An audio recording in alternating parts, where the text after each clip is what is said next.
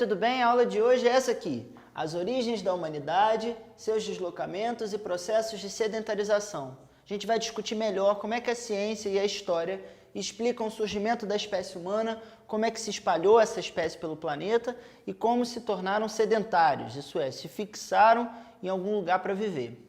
Para começar, é muito importante a gente discutir esse assunto, a chamada teoria evolucionista. Essa é a explicação principal que a ciência dá para a maneira como é que o homem permaneceu no planeta Terra. Ela foi elaborada sobretudo por Charles Darwin no século XIX e ela diz basicamente o seguinte, que as espécies que melhor se adaptam no planeta, elas permanecem, elas ficam, e as outras não. Por que isso é tão importante para a gente? Porque existiram, antes de nós, que somos Homo sapiens, outras espécies de hominídeos e homens muito parecidos conosco, só que eles se perderam ao longo do tempo. A explicação, segundo a lógica da ciência, é que a nossa espécie ela se adaptou melhor ao planeta e por isso conseguiu permanecer, procriar e continuar e povoar toda a Terra. Muito bem, eu queria te falar uma coisa que muita gente comenta sobre esse assunto. Fala assim, o homem veio do macaco, o homem veio do macaco, e a gente fica um pouco com aquela ideia de que tinha um macaco e logo na geração seguinte já apareceu um homem igualzinho como ele é hoje. Não é bem assim. O que acontece é que primatas e seres humanos tiveram ancestrais em comum, tá? Ou seja, lá um parente distante em comum, vamos dizer assim. Isso é muito importante para a gente entender o que essa teoria tem a ver com a permanência da espécie humana no planeta Terra. A gente vai trabalhar com esse referencial, ou seja, com essa teoria do Charles Darwin, que a ciência diz. Mas existe outro tipo de explicação muito importante também para a criação da espécie humana, que são os mitos criacionistas, que normalmente são interpretações de fundo religioso, que atribuem o surgimento da espécie humana a uma criação divina. Então, por exemplo, a mais conhecida é a judaico-cristã, que a gente é bastante difundida aqui no Brasil, e traz a ideia de que Deus criou o mundo e os seres humanos em 7 dias, por exemplo. Isso é uma leitura possível, né? Existe uma outra que talvez vocês não conheçam, mas que é interessante a gente pensar, que é a da tradição Iorubá, que segundo esse entendimento, o Batalá criou o nosso planeta em 4 dias, né? Então veja que existem explicações, mas que o fundo é diferente do da ciência.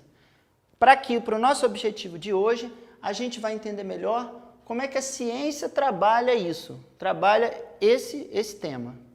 Eu trouxe aqui para vocês uma linha do tempo, foi um recurso que a gente já falou, com alguns dos chamados hominídeos. Hominídeos foram espécies semelhantes aos seres humanos que habitaram o planeta Terra durante uma época bastante distante e que hoje não habitam mais. Mas para a gente entender melhor como é que é essa questão da evolução na prática.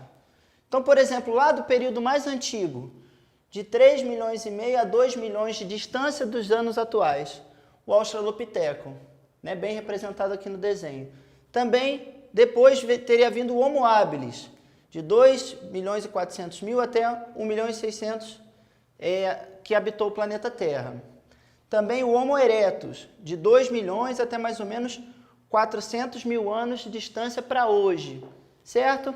Depois, os Homo neanderthalenses, ou Neandertal, que teriam habitado o planeta de 2,5 milhões até 12 mil anos. E nós que seríamos mais próximos desse modelo evolutivo aqui, o Homo sapiens. Umas informações importantes sobre isso. A primeira coisa é que você não precisa decorar todas essas datas. O mais importante é você entender que em momentos distintos e algumas vezes ao mesmo tempo conviveram espécies de hominídeos semelhantes a nós, mas que com o tempo eles pereceram, ou seja, eles deixaram de habitar o planeta, segundo a leitura de Darwin, porque não se adaptaram a esse ambiente. Enquanto que essa última representação aqui, do Homo sapiens, que é a mais semelhante à nossa, ela não só se adaptou ao ambiente do planeta, como aumentou em número e fez isso aqui que a gente vai discutir. E se deslocou por vários continentes e em alguns locais se tornou sedentário, formando sociedades cujos descendentes estão aí até hoje.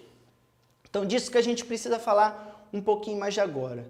Ou seja, como esse Homo sapiens, que é segundo essa teoria, permaneceu na Terra. Muito bem, que a gente precisa saber? A gente sabe mais ou menos que esse Homo sapiens ele surgiu no continente africano e que depois conseguiu ir para outros continentes. Pois bem, não existe um consenso. O que eu quero dizer? Nem todos os cientistas concordam das maneiras que isso aconteceu. No caso do continente americano, que é bastante importante para a gente, né, já que a gente mora nesse continente, existem algumas teorias muito importantes. Uma delas é que espécies de Homo sapiens teriam vindo da Ásia, lá no norte do contato que a Ásia tem com o continente americano, chamado Estreito de Bering, perto de onde hoje são a Rússia e os Estados Unidos. Essa área, esse estreito, teria passado por um período de glaciação, um período de muito frio, onde essas espécies teriam atravessado e migrado aos poucos, né, por todo o continente. Isso é uma teoria. Existe uma outra teoria onde pequenos grupos teriam atravessado desde a Ásia até a América em pequenas embarcações. Vai vendo como existem diferentes hipóteses, né? E uma delas, que acabou se tornando bastante conhecida, é que os homens da América teriam semelhanças com alguns aborígenes lá da Oceania e da África. Por que isso é tão importante? Para a gente perceber que a gente sabe que esse Homo sapiens ele se espalhou, mas a gente ainda está tentando entender melhor como. Uma descoberta muito importante para essa última teoria que eu falei, da proximidade com os aborígenes e com os africanos, foi a do crânio da Luzia, que está no Museu Nacional no Rio de Janeiro. Eu até trouxe aqui para vocês uma reprodução de um crânio para a gente pensar que uma ossada, né, no trabalho arqueológico e no trabalho de um historiador, pode servir como documento histórico. Nesse caso, em torno, né, ou seja, um documento histórico sobre o povoamento da América. Tá certo? Legal. Vamos continuar aqui. Você já aprendeu um pouco sobre a teoria da evolução, você já entendeu que nem todas as espécies de hominídeos continuaram no planeta, você já captou que o Homo sapiens, que é a mais parecida conosco, que é a nossa espécie, foi a que aumentou em número e povoou os continentes. Conversamos juntos a maneira que isso foi feito aqui no continente americano. Outras transformações são importantes da gente perceber, é como o ser humano deixou de ser nômade, já vou te explicar o que é isso, e passou a ser sedentário, que é mais parecido com a gente, com moradia fixa. Vamos entender. No período chamado Paleolítico, que é a época que normalmente a gente identifica como a época das cavernas, vamos dizer assim, o homem vivia nômade. O que isso significa?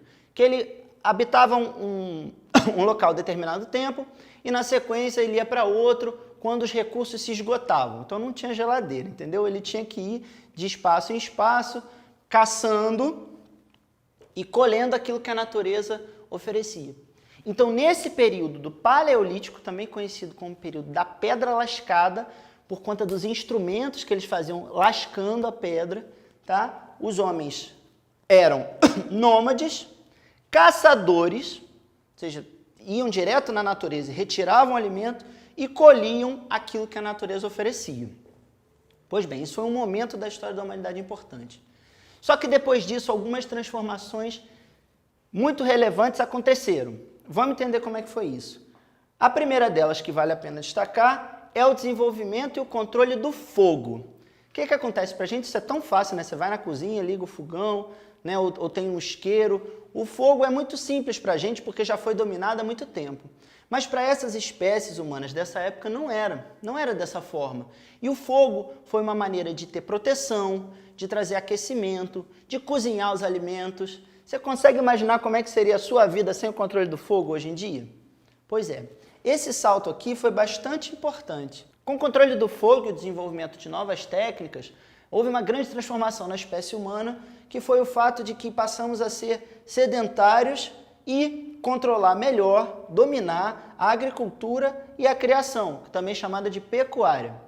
Vamos falar um pouquinho disso mais de perto para entender. Hoje, quando a gente fala em sedentário, a gente tem um pouco aquela ideia de pessoas que não fazem atividade física, né?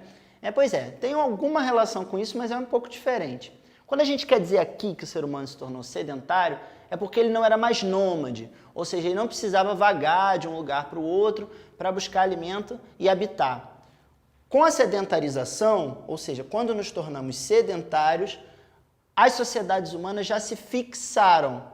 Isso só foi possível por causa do desenvolvimento de um melhor domínio da agricultura e do pastoreio, ou seja, da pecuária. Muito importante você notar, por exemplo, as sociedades mais antigas, elas se desenvolviam normalmente em torno dos rios, né? Porque a água doce, ela é muito importante para o plantio e para a criação dos animais, isso não é à toa. Então, só lembrando um pouco o que a gente comentou, falamos da teoria evolucionista, que é a principal teoria que explica a origem da humanidade e a permanência dessa espécie de Homo sapiens no nosso planeta. A gente comentou que existem outras explicações, mas que a gente ia trabalhar com o registro da ciência aqui, né? Inclusive é interessante a gente observar aqui que existem várias espécies, até vou fazer um comentário com vocês, não tem nenhuma data aqui no início, porque isso é incerto, né?